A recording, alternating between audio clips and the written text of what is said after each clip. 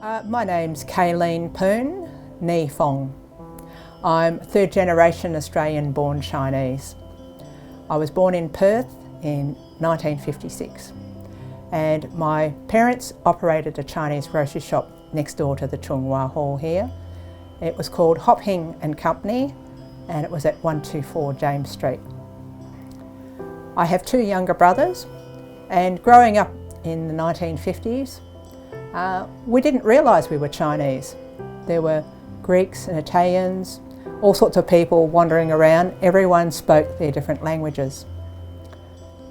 Part of my childhood was having the Chinese men who were still living here who couldn't afford to go home, and they would come to my parents' shop, and it was to meet other Chinese because the Chung Wah Hall was not really active at that time. My parents became the de facto social workers for these people in particular, and my father's role included translating for a lot of the Chinese when they went to hospital, as there were no Chinese doctors or nurses.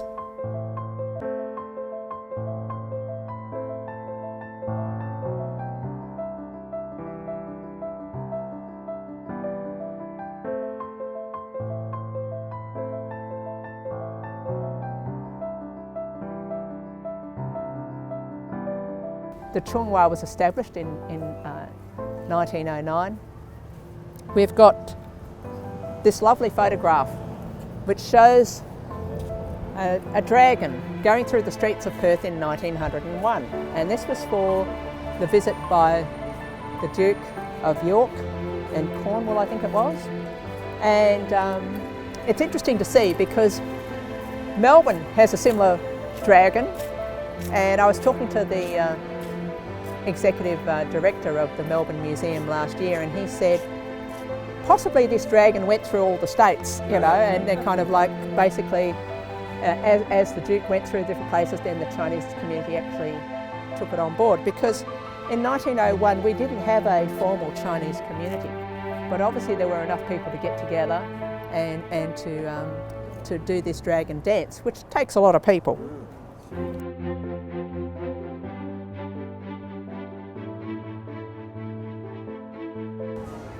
The reason the Chung Wah Hall was built here was across the road here, probably where we have the Shanghai shed and part of the what used to be still is the multi-storey car park, was a produce market. Now, some of you may be aware at the bottom of the Horseshoe Bridge on Wellington Street, there was what was known as a meat and fish market. And initially it was meant to be a market for all sorts of things. However, the proprietors of the market decided that they didn't want the Chinese coming in to sell fresh fruit and vegetables, so there was no one else to fill that role, so it just became known as the meat and fish market. And then a new produce market was built across the road here for the green produce. And so in a sense that's why the Chung Wah Hall was built here. This street had a whole lot of Chinese businesses, and I'll point out a few of them as we go along. Hop Hing and Company was the name of the business here, and that was a Chinese grocery business. When my parents took it over, some of you may have heard initially, the census of 1954 showed there were less than, I think it was close to 150 Chinese in the whole of WA. I've got two photos here. One is for a business that used to operate here, and the one is for the one next door.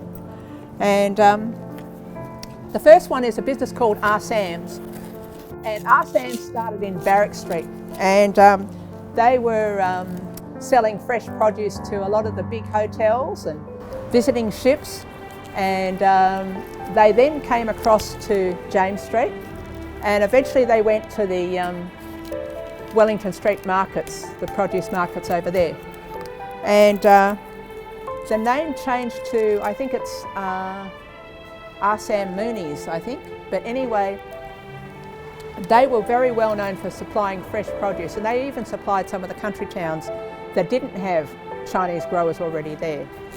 The other business was the one next to it, and that was T.S. Chu and Son, and they were seed and produce merchants, so they supplied the seed and fertiliser to the gardeners. And as a child I can remember both those businesses were still operating. Why I keep telling these stories and talking about this Chinese history is because we need to learn from those experiences and not kind of fall back into those same type of things. These Chinese did contribute. They did, you know, as I said, the market gardeners, they supplied 90% of the produce. And even in country towns, there's small country towns where there's these odd graves of a few Chinese that have lived there. And I remember reading one story where they were restoring those graves. So it was lovely to know they haven't been kind of whitewashed from the history of